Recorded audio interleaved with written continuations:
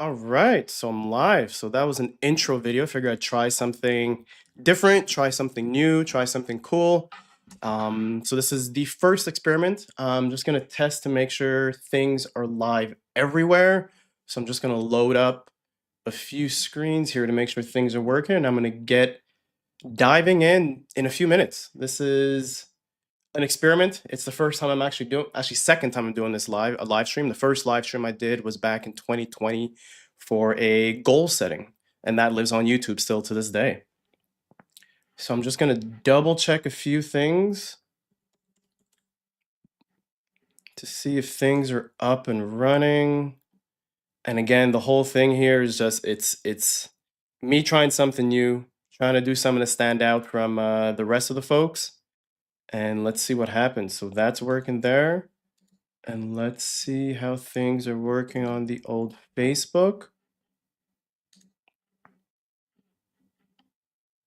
Okay, so that shows live. That's pretty dope. That's pretty dope. And then let's check the old YouTube and make sure everything is working. Sweet. So that shows live.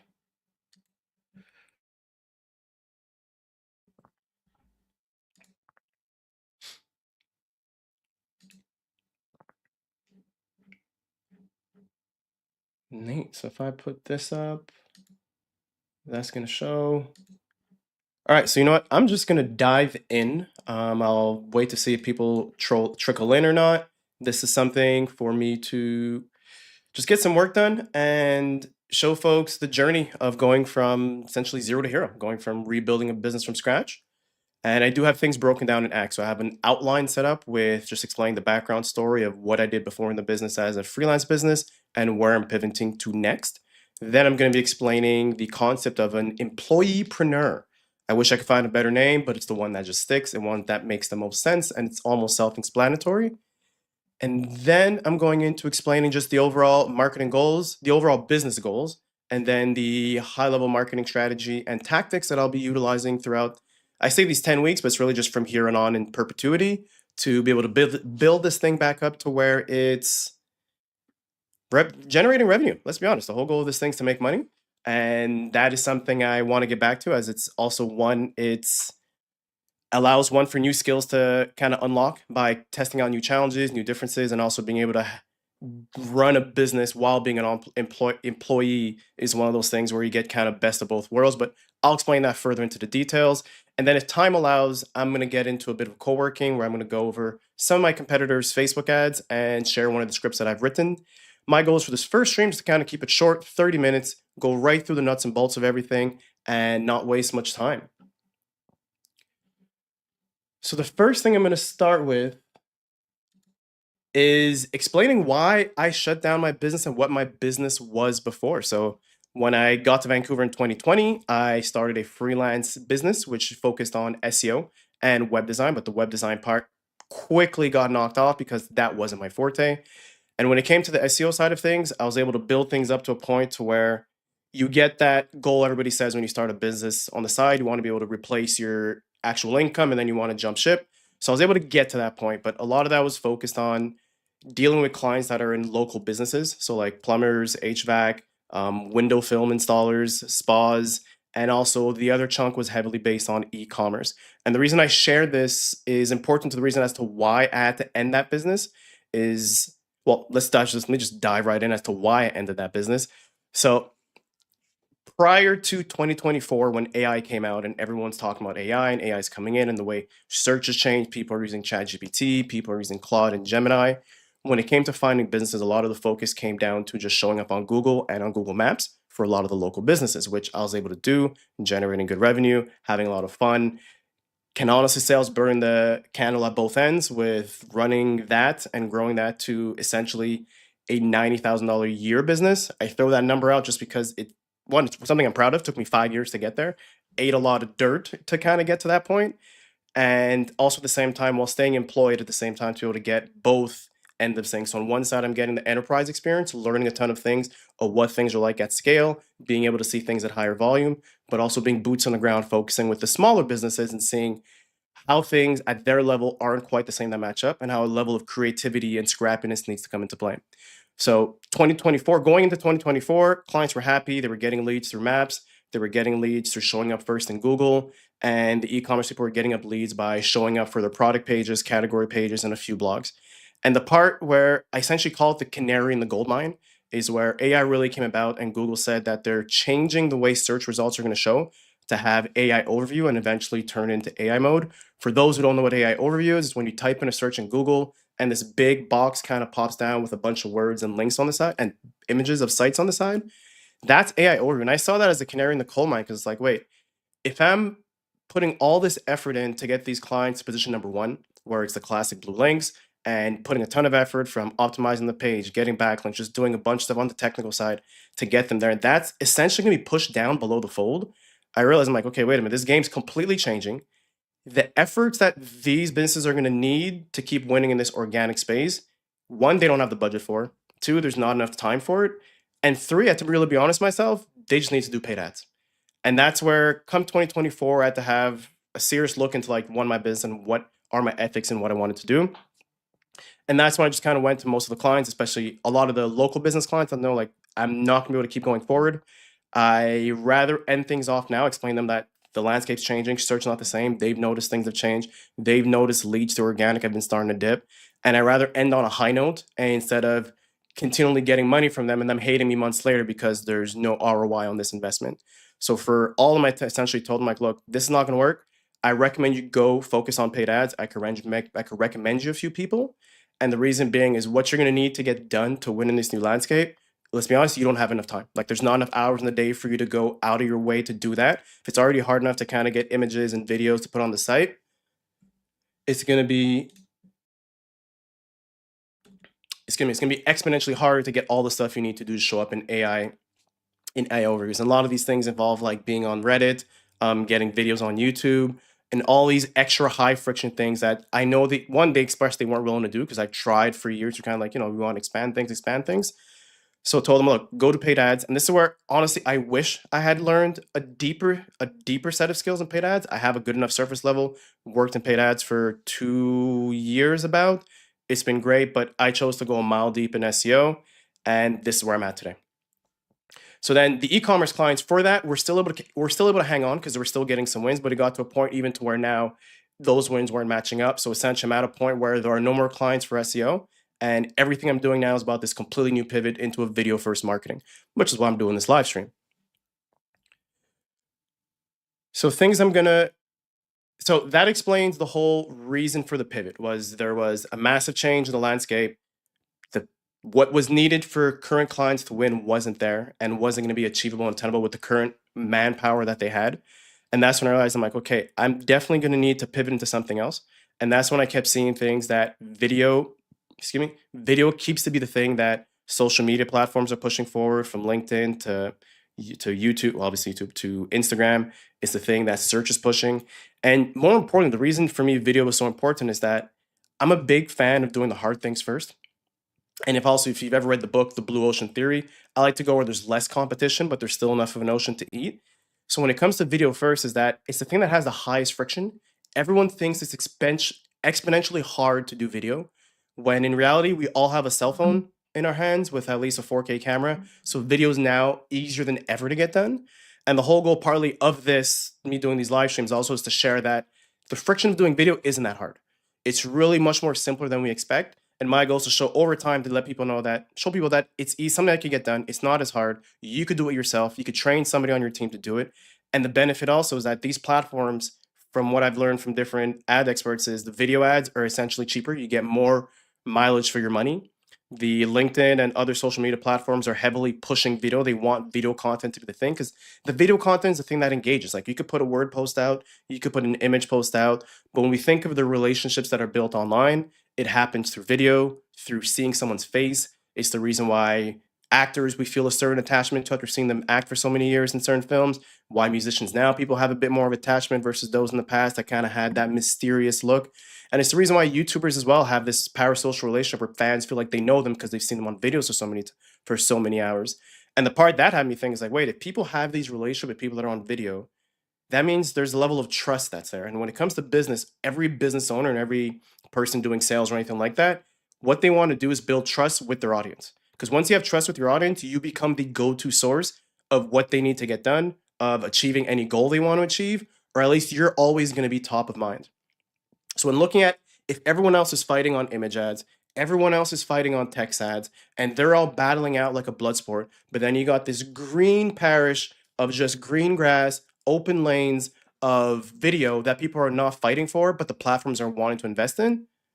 To me, it's a no-brainer. Let's spend time in going into those platforms and, excuse me, I'm trying to cover the mic from coughing, and spend time on those platforms to build that up to get more visibility at a cheaper cost. But the other part that comes with video is that when we think of repurposing our content, you want to create one piece of content, you want to break it up and share it amongst different mediums. It's easiest to go from video to text than it is from text to video. I've tried text to video, it comes out terrible every single time. Because the reason being is the way you're writing, especially if you have an SEO optimized post that doesn't really sound human, you try to take this robotic SEO sounding post and convert that into a video. There's no life, there's no passion. It's just like flat dead. Nobody wants to hear that. So you want to get some life, some personality in there. Oh, sweet. I see some people showed up. If you're, I don't know what platform you're on, but if you feel free, comment and below, say hello. I'd greatly appreciate that. This is the first stream of many to come. I can see there are people on YouTube, so that's pretty dope. So where I'm at now is explaining why I shut down the business. And I'm actually explaining why the pivot is into video first. So that again is with video, you could repurpose that into multiple formats. And the thing is, the person's personality, the tone, the specific words they use to explain somebody or to explain a problem comes out through video. And then if you're hiring a writer to return that video into a post or into a blog or into a press release, they could pick up on those small nuances that would have been essentially chopped out through like the editorial review because it doesn't sound too polished to have a particular word in a post versus someone coming out with passion in video. So that's the reason for explaining the pivot to video first. And I'm just muting myself here when coughing, coming over a cold. So I'm hopefully by next week that's completely cleared. But someone's been dragging along for a while. So next I want to explain how this journey pivoted and what is an employeepreneur. So as explained, I work full time, built an SEO business to generate a good amount of revenue that replaced that income essentially. And everybody online tells you you want to build that side business. And when that side business replaces your income, quit your income and go do your business full time. Lord knows I'm grateful I didn't do that pivot. I didn't jump off because if I jumped off, I would have been up the creek without a paddle. You know what creek I'm talking about? And that's when I had the concept and thinking of it. It's like, there's this great benefit of being employed and having your business on the side because one, the business on the side is where you get to kind of test things and be more faster to iterate ideas and concepts that come to mind.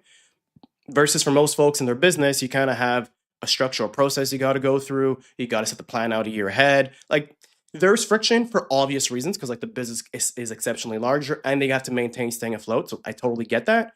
But I think for many people, especially in a marketing space, it's good to have both because you get to tap into both sides of your brains.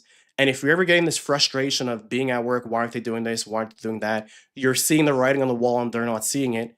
It's great to have the business on the side to where you get to express those things. And then you can even come back to work like, look, guys, I've tested X, Y, and Z out with X number of clients. We've gotten these results. I think it'd be good if we implement that here. So now you're having a bit more of a serious conversation backed by data. And two, it shows you as an employee that you have initiative and drive and you're going out there to get things done. Because let's be honest, a lot of folks that work in a 9 to 5 are kind of sitting on their hands, which I'm not knocking it. It is what it is. To each its own. Not everybody has a drive to want to go do more or push for more. Or maybe they just have that drive in other things. It could be passion for music, for doing a dance show, anything of that sort. So now where it comes back to being an employeepreneur is having that best balance of both worlds is a great position to be in. It's the position I want to rebuild into again, to where I could have the business on the side that works around my employee hours, because obviously you don't want to be working over hours. That's just, you don't want to do that. So then having a business like what I had before with SEO freelance was able to work around hours because like nothing's time sensitive, nothing's immediate, like the budget's running overspend that I got to log in and do things. All that was able to be done after I logged off of work and over the weekends. So what I'm thinking the big future is as an employerpreneur, it's a win because you get revenue from both sides. But we're thinking of the future of the world with retirement being exponentially expensive. For retirement being a fleeting idea, cost of living is exponentially expensive. And we know that at jobs, like they're just not going to pay you that much more to make for a living wage unless you do the job hopping thing, which is very fatiguing if we're honest. I think there's that nice Goldilocks porridge, like that perfect one in the middle, which is the employeepreneur, where you could build your business on the side to generate maybe an extra five, seven, $10,000 a month without this dream of making this massive enterprise where you got 20 employees. And you just keep it as that, as a solo entrepreneur business, making between five to 10,000 a month. That could help sustain and carry over any bills you have, help you get the home renovated, help pay for vacation with the kids, help pay for the kids' orthodontist treatment, and help pay for friends and family that are in need of help. I think this is the good balance, and that's where I see the future going for many of us. Like if you're like me and you have this drive and ambition, you want to create and do more, I think employeepreneur is the way to go. And the reason I bring this term up, this is going to be one of the things I want to essentially create a post about, explaining what is the employeepreneur into more details than I did today. In another video, potentially another live stream, I'm going to record me just doing a voice note, brain dumping everything I'm thinking of what is an employeepreneur, the benefits, the why, potentially think of some cons, and then with the help of AI, craft that into a much more polished, newsworthy post. So one of the things I'll definitely be doing is doing a run on press releases to trying to coin that term employeepreneur.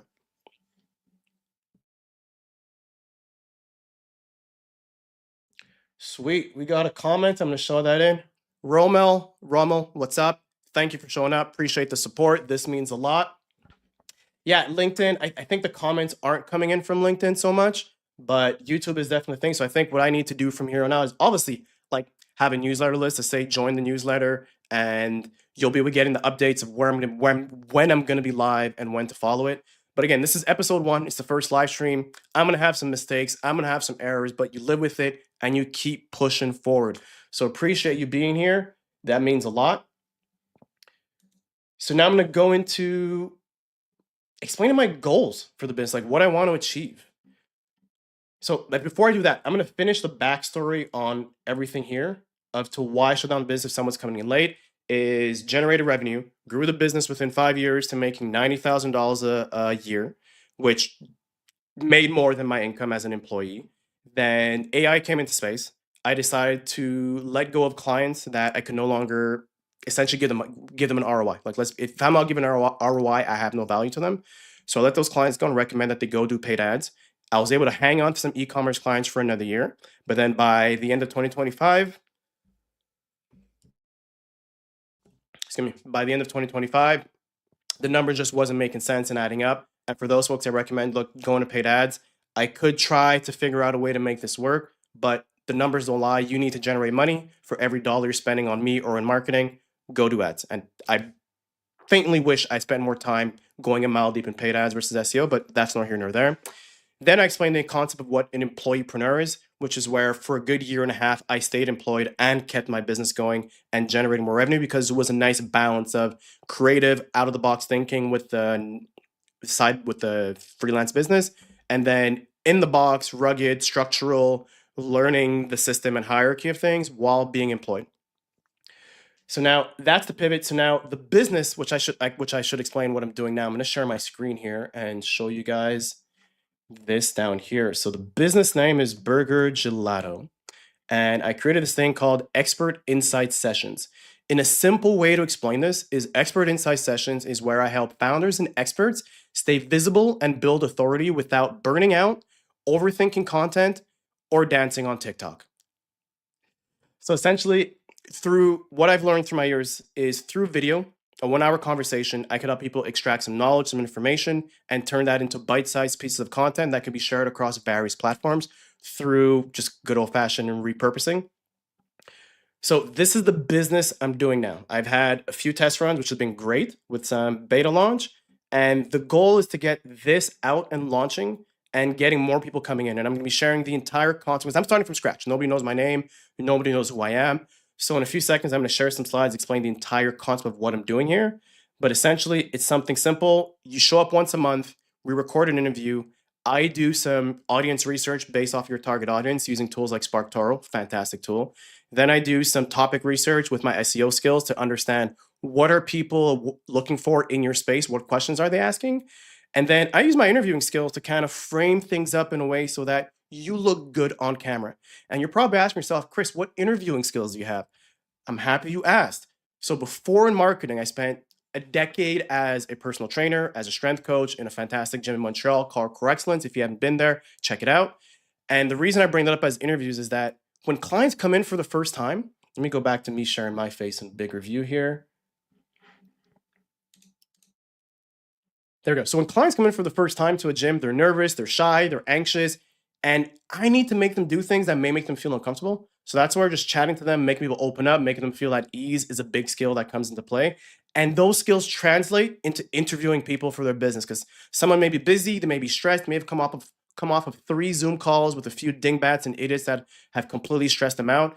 I need to be able to have those skills to take someone coming in from a stressful day, flip that around so that they're in a good mood and willing to share.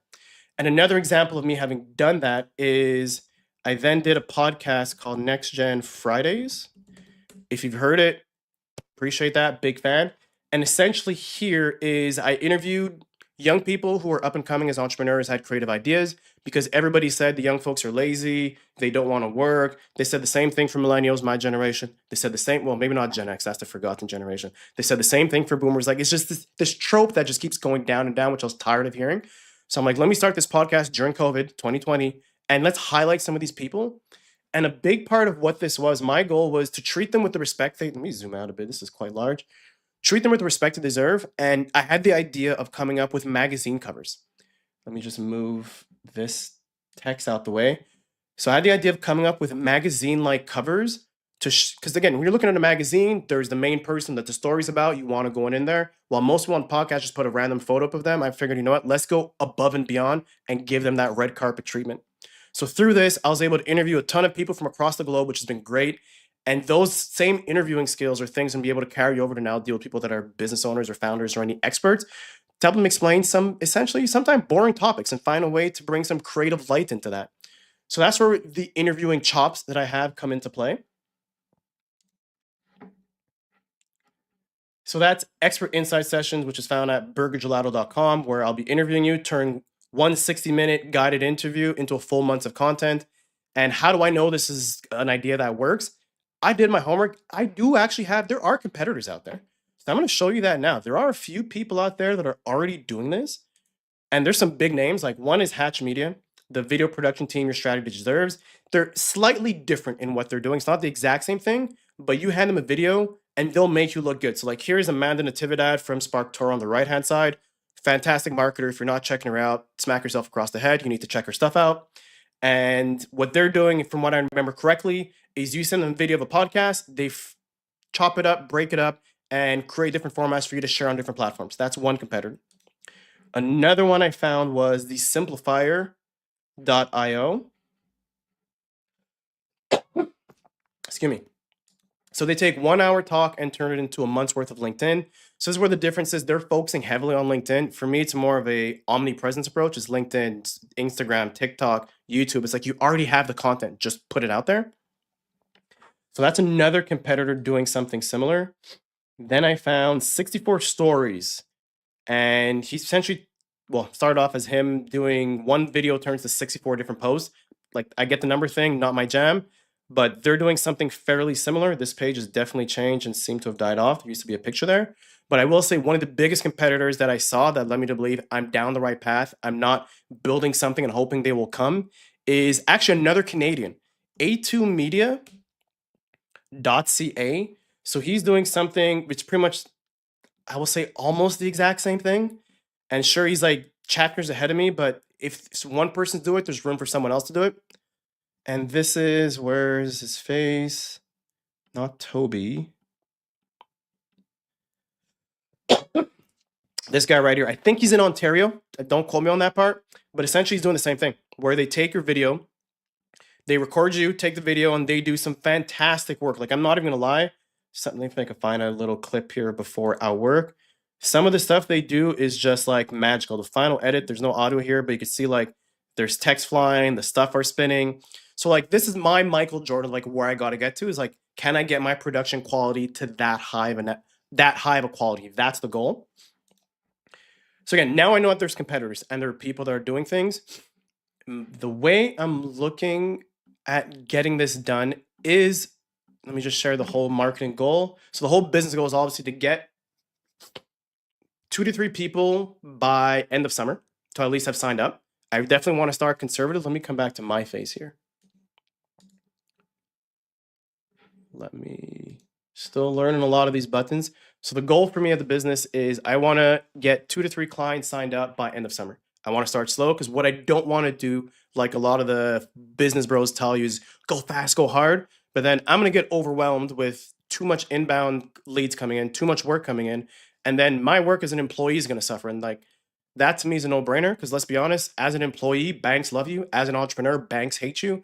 And I like that the banks loves me right now. My wife runs her own business, and me having the employee status is great to walk into the bank. You can get a mortgage, you can get a loan. They barely ask questions. It's fantastic. So now when I'm thinking of things, I definitely want to start things slow and building things, start with 2 to 3, and also figure out what do I need to tweak in my onboarding process, in the recording process, figure out those mistakes before ramp. Whoop, did the proverbial mistake of touching the mic before ramping things up. So that's one of the goals. The other goal I have, let me just share this screen here. Let me bring this down.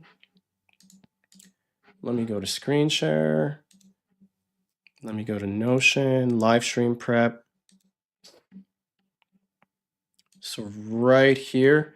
So the other goal I have is I want to get my name and brand known. So the goal is if I'm going to be selling these people and doing things like cold outreach in the future and running ads, I need to be a familiar face, which is why I'm doing this live stream, which is why I'm doing videos. Live stream acts as another content format that I get to put out with it's still work, it's still effort. But if I'm going to be doing this work anyways, might as well get that done and reap the benefits from it.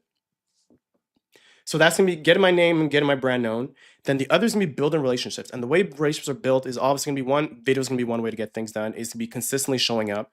The way I built the first business was going to different marketing networking events, going to different Toastmasters, going to community, like did all of those things. But now I need to redo that in a digital format. And that's where showing up on people's LinkedIn is gonna be a big part. Excuse me, sorry for the cough.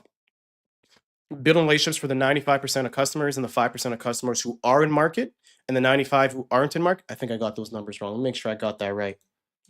The 95-5 rule. 95% are in market. Yeah, that's it. I got that right. Numbers sometime get me going. So the whole goal is I want to build the trust so that the 5% who are in markets, like they see my name, they know Chris, I've showed up week after week consistently. They've seen the stuff I put out. I trust him. Let's use him to get the stuff we need to get done for our business to get marketing efforts pushed out. And then for the 95%, we're just kind of in the water, testing their water, not sure if they're ready to buy yet. I want to keep showing up for them to deliver them value essentially because people are going to be in places where we all know we need to create content. Nobody has enough time. People don't know what to create. Everyone has the same problem. But if I could then show by showing up that it's actually not as hard as we think it is, then that could get someone from that 95% to flip over to that 5%. Or if it's just when they get budget, they could just be waiting for the quarter that budget comes in and I get hired through. So that's one goal. The other, as I mentioned, is to deliver value, no, to get leads through inbound and outbound. So I'm not going to be sitting on my hands thinking people are going to be coming in.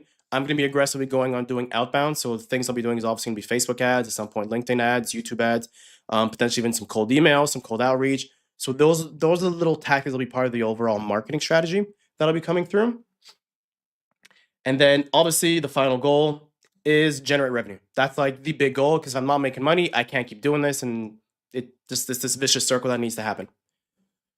So I'm going to swap screen here and I'm going to share the overall marketing strategy. I'm going to break things down. So we're all used to the funnel where you have like the awareness, interest, desire, and that's old school. It works. I'm going to say ish just because like things have changed in the way people are learning about your brand and are learning about you, is that not everything's happening in this direct order. People come in and out at different times. And that's where, if you're familiar with HubSpot, they created the flywheel model. Oh man, excuse me. Where essentially you want to attract people, then you want to engage with them, and then you want to delight them. Let me just get a sip of water here.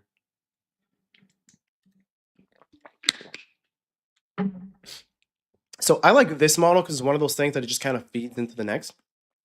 Because what I've experienced in the past and in talking to other folks, when you go like the awareness, interest, desire, action model, you start off putting all your focus on awareness. You do everything you need to get that done. Then you're going to the next phase and you're spending all your energy on that while neglecting this part here. And it's like most businesses, like last thing you want to do is have a churn. And although people are going to have a churn and people coming in and coming out, I'm thinking of this marketing funnel as I don't want a churn to happen there as well. So now if I could create content that attracts people, whether it's organic content like this, whether it's through paid ads, that's something I need to be able to do in perpetuity over and over again with the least amount of friction. Because say this does get bigger and this becomes a full-time career and I leave my 9 to 5 and I'm making a bagillion dollars and I got a super massive team of employees, that attract phase still needs to be done. Because again, there's 5% of people who are in market ready to buy, but those 95% need to stay, I need to stay top of mind for them. And also you need to stay top of mind for them as well. And you need to keep doing these things that got people to get to you for the first time. I look at this very similar to musicians. They build a massive fan base by doing organic reach. They're going out there, going to tours, doing these things. Then some of them get big and famous and completely neglect those fans. I don't want to be doing that because that just to me makes no sense.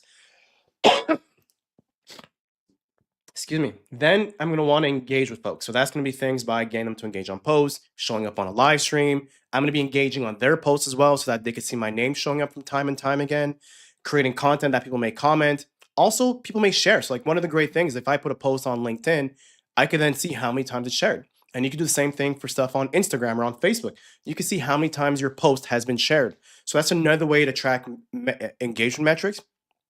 And one of the things I learned from not Ross Simmons.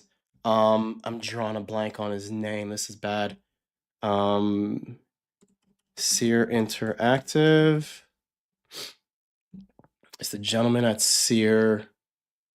And this is terrible that I'm forgetting his name right now. And I saw him in person. Great talk. Fantastic person. He does the whole thing where once a year he stays outside to help the homeless. Sleeps outside to help the homeless to raise money. Why am I drawing a blank? I got the photo of him here. Will Reynolds. Shit. Sorry, Will. So one of the things I learned from Will Reynolds is another way to track engagement on LinkedIn is to see how many people went from a post to your profile.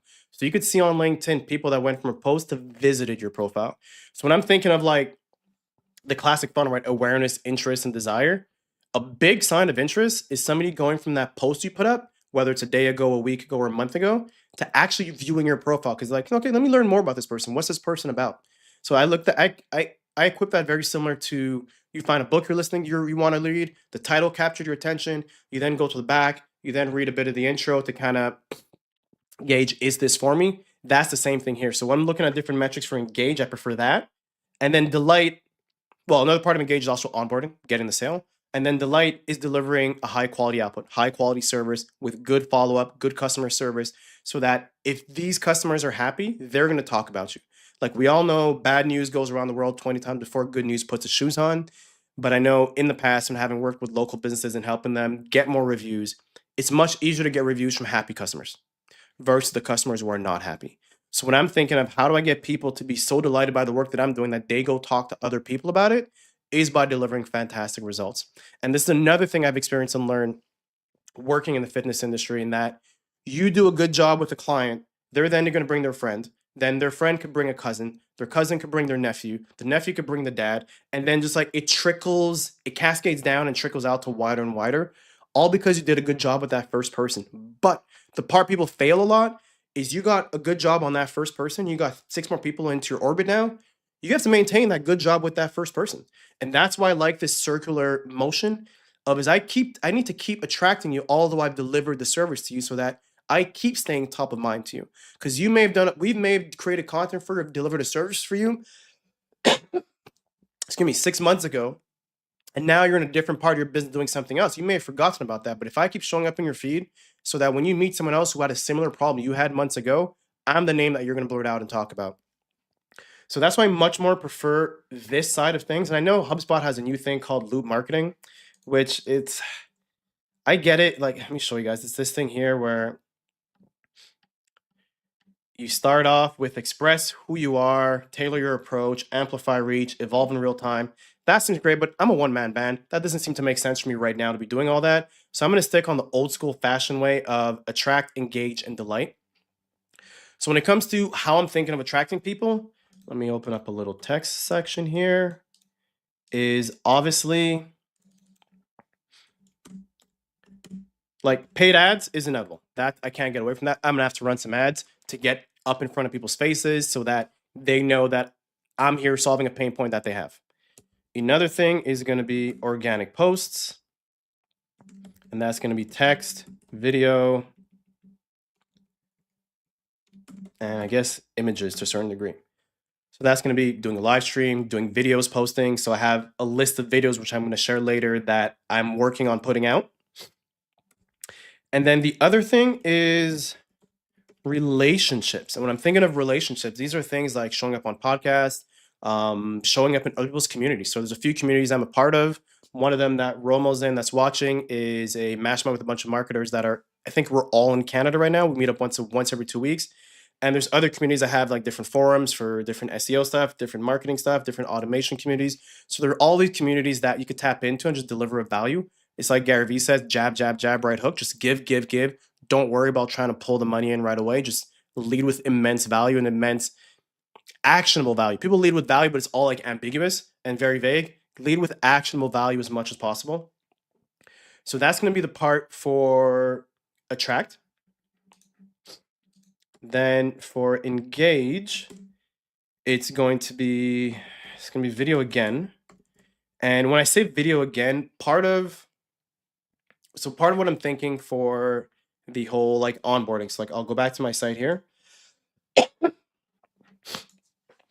So right now the call to action is book a call. And what I'm thinking for the ads is instead of running a Facebook ad where it's to a page and book a call, it's going to be having a pain point, having essentially somebody put their hand up, say, I have that problem and I want to know more. So it could be a Facebook lead form or just somewhere I capture their name and email and phone number. And essentially what I want to do is send them a personalized video, a short 4-minute video explaining my services. Because the idea is crazy. So what this comes from is normally I'm going to book a call and do an hour-long, it's a sales call. Like we could call it what we want, onboarding, discovery. It's a sales call. That's the whole goal. And the thing is like, look, I've done that in the past. I'm going to spend an hour. So now if I get slammed with back-to-back calls and tons of incoming leads, to me, that's a ton of 1-hour calls to be done. The conversion rate that may not be that high. People's eyes are going to glaze over after a few minutes. They just want to know, what am I here for? What can you do for me? And how you're going to get it done. So now what I'm thinking is people's time is precious. How could I just combine that to a 5-minute video? If I could give you everything you wanted to know, you want to know what the problem is, how I could solve it for you, how I'm going to make this happen for you, what the process is, and then tell you how to sign up and get paid and how to pay for it.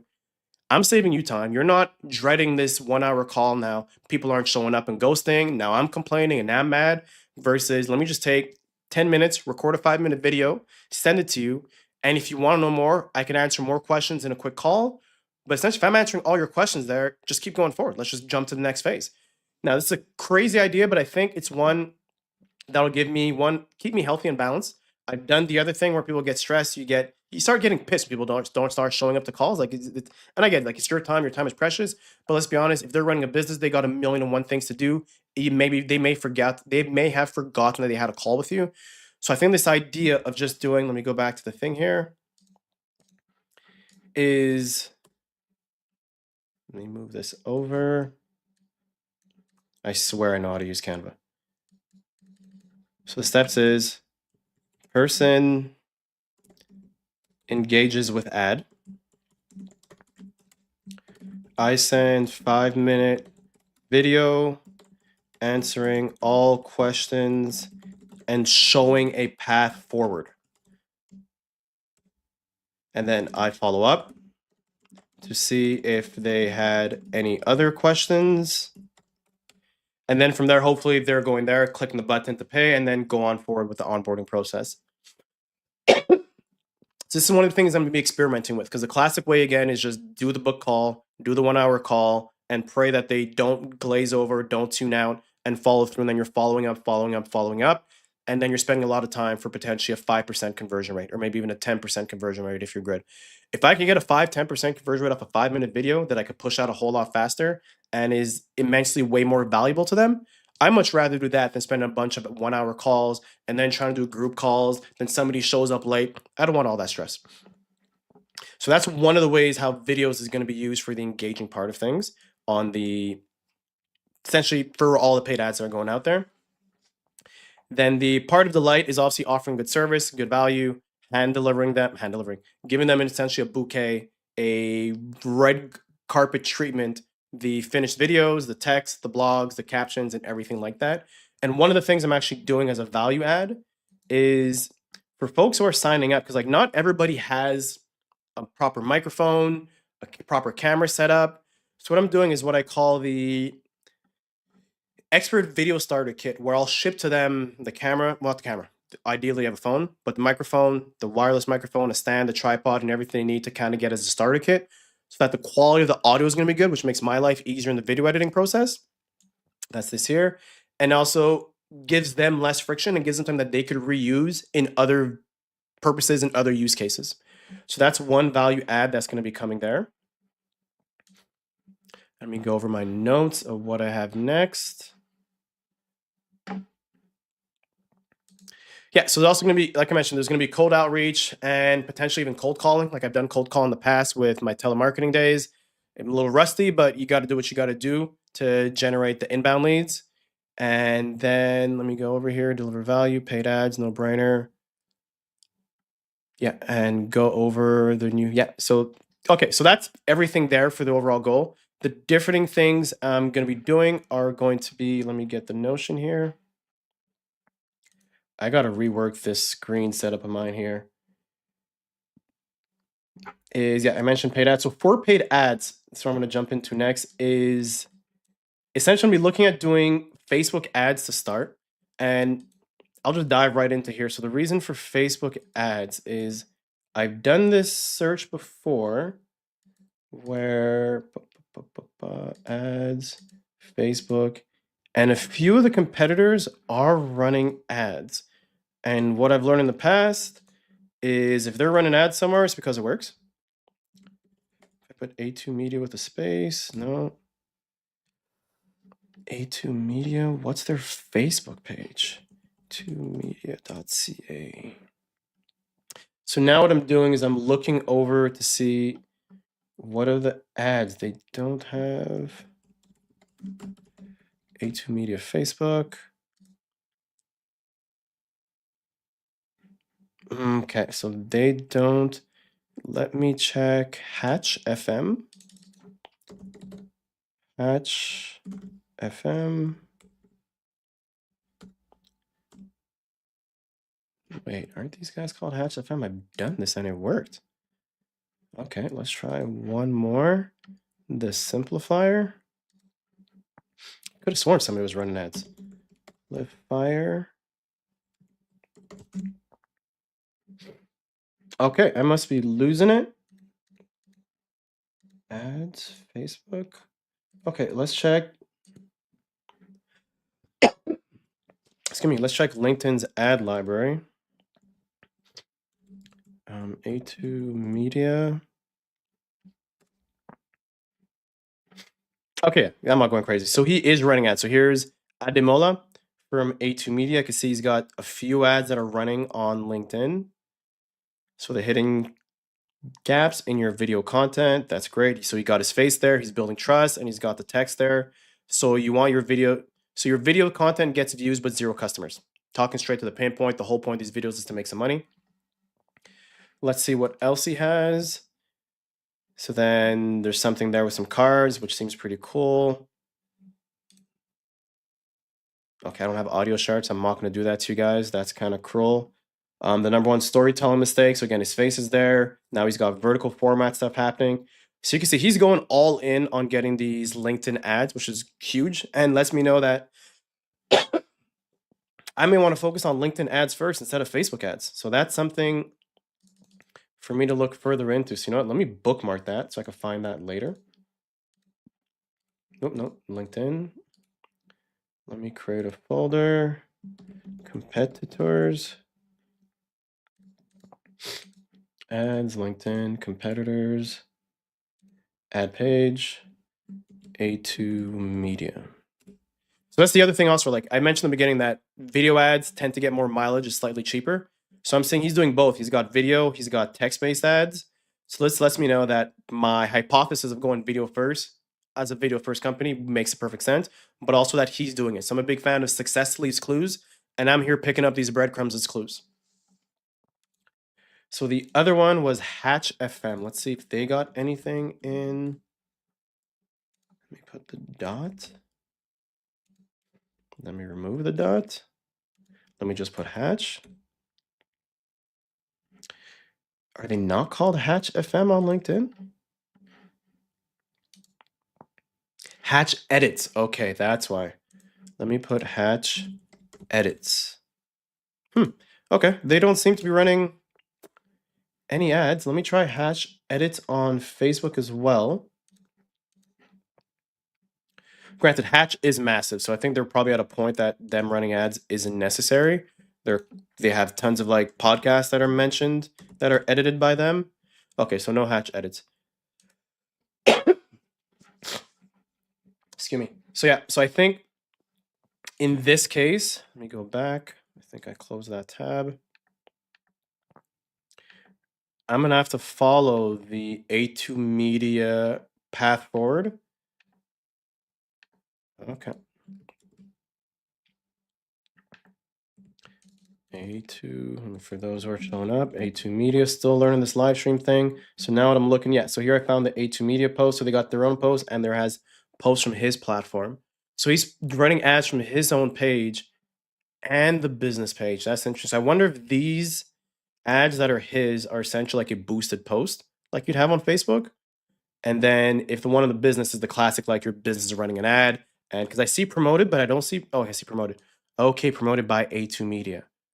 Okay, so it's the same thing. So that's it. So yeah, you could have like an agency model. It's like the MCC account in Google Ads, and you can then push it off for other people. So that's interesting. So most of these are just him. There's not that many. There's just the one from the business name itself. So that's something for me to look into and potentially think of there as well. So that's interesting. That is an interesting find. So as I said, when it comes to Facebook, so I think Facebook ads, I'm actually gonna have to try to do LinkedIn. So I'm gonna share with you guys a script I actually already wrote. And I'm gonna have to, after the stream, look over his videos because I didn't share audio and I'm not gonna play audio for you guys while you can't hear anything. But some of the copy I have for the ads, excuse me, is, no, not that one. Let me go to, yeah, I'll go with LinkedIn, the Invisible Expert. So I'll read this out, and it's essentially, so this is one of those video ads I'm just going to do record on my phone walking outside in nature. And that's the post. So the video script is down here. So there's someone in your industry who knows half of what you know, but there's only one getting the podcast invites. They're showing up in search results. Their LinkedIn posts are getting hundreds of comments, and you're invisible. Not because you lack experience. You probably have more than they do, but they have a content system and you don't. Most experts I talk to have the same three problems. They don't have time, they don't know what to post, and they don't consider themselves social media people, which is fair. So I built a system that solves all three. It's called Expert Insight Sessions. One video call a month. My team does the research, finds the topics your audience cares about, and from that one call we create. I got to work on that timing. And from that one call, we create your blog post, newsletters, social media content. It reduces the content creation time by 70%. I put together a 5-minute video that walks you through the whole system. No sales call, no pitch decks. Comment interested below or click the link and I'll send it over to you. So that's one of those things where I like the end because when people have a hesitancy to want to sign up for someone's sales call because like it's gonna be an hour and then like they're gonna drag on for ages and ages and at the end you're gonna get hit. Excuse me. with the price and like sticker shock, or it's like, okay, just get to the end point that I really care about. So I think telling them that, look, it's only a 5-minute video. I'm not going to go through the things that you're typically going to be dragged into out of your will. Well, not out of your, but it's like you're reluctantly doing.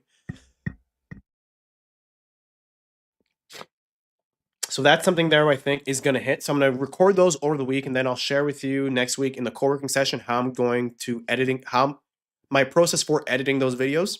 So for that, I'm using a tool called Descript.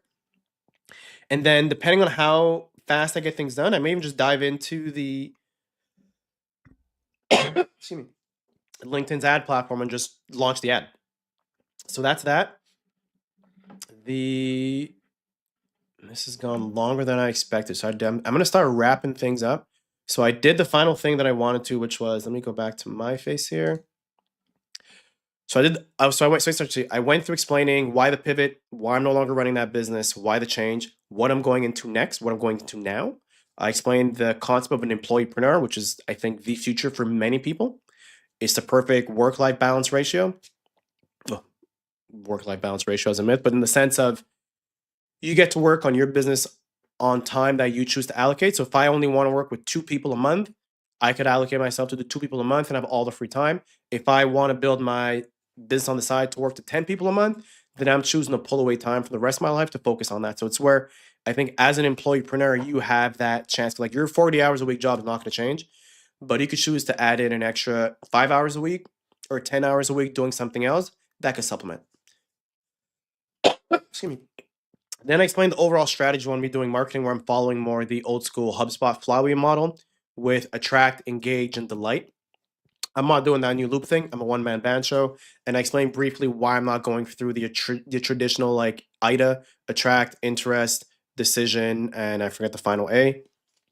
Just because it to me seems to be played out. It's one of those things where the fundamentals are still there; they still hold true, but the platforms we're on are changing. People are going from LinkedIn to Facebook to TikTok to YouTube to many platforms. You needing to be in all these places is challenging, but the benefit of having a content system that you could then do one piece of content and repurpose it, you could then push that message, the same message across various platforms. And one of the things I should have shared at the beginning, which I'll share now, the best example of pushing across various mediums, and I'm going to go back to the music industry, is Wu-Tang. So the RZA genius. So you got the Wu-Tang Clan. And what I mean by this is the genius of how they spread it out is you had 9 artists who RZA's goal was to have Wu-Tang international, global, as a global brand. And the way he achieved that was by having each of the artists signed to a different record label. So now you have 10 record labels technically. So 9 for the artist, another one for the group. So you have 10 record labels pushing out the Wu-Tang logo throughout the entire calendar year. So one artist goes on tour, Wu-Tang logo is being promoted, pushed by the labels backing and funds. Another artist goes on tour, Wu-Tang labels being pushed. So now you could go across the globe from North America to Prague to parts of Africa to parts of Asia. You're going to see graffiti of Wu-Tang, obviously because Wu-Tang's for the kids. The music is fantastic and dope. It's one of those music that can transcend generations, but it's from the genius mind of the RZA who had that. He saw an opportunity to that. If these labels are going to put all this marketing budget to push, let's make sure they're all pushing that same logo, and they only caught on years later. So I'm thinking the same thing of every content we create needs to be pushed across various platforms. And it's not this case of where you need to do a TikTok thing, you need to do this thing. It's just do something that's evergreen, like blue denim, that'll work no matter what platform you're on, and just be consistent that way. So that's where the new flywheel, well, technically the old flywheel of HubSpot to me resonates more and matches more with the style of content and the style of content marketing system that I have set up. And then I just ended off briefly explaining going through the Facebook ad, which actually I'm going to be doing going to LinkedIn ads instead, because A2Media is doing LinkedIn ads. So if that works for them, it may work for me. This may be a thing where they're further ahead, doesn't make sense for me now, but I'm going to learn in real time with everybody. And yeah, so I'm going to end that here. This has gone much longer than the 30 minutes I expected. To those watching, I see there's still 2 people on YouTube. I appreciate you showing up. And you could have been anywhere in the world, but you chose to be here with me. So I appreciate that. That means a lot. Next week, I'm going to be going over me editing the ad copy from me editing the video that I recorded for the LinkedIn or YouTube or Facebook ad. and potentially going into doing a bit more of the co-working session. So this one was more of just explain the backstory, the why, and next one I'm going to get more co-working stuff done. Again, so I'm going to end it off here. Thanks for being here. Other than that, I wish you guys all have an awesome day. Go outside, touch some grass, get some sunshine. Ciao.